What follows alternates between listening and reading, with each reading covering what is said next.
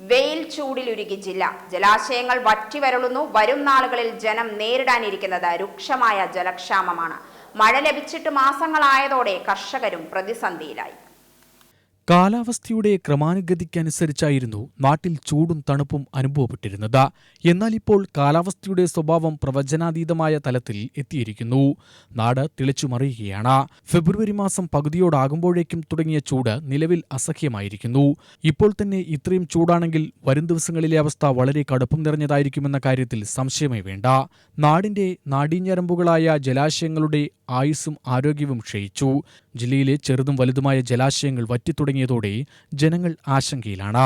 പകൽ 11 മുതൽ 4 മണിവരെ നീണ്ടുനിൽക്കുന്ന കനത്ത ചൂടാണ് വരൾച്ചയ്ക്ക് കാരണമാകുന്നത്.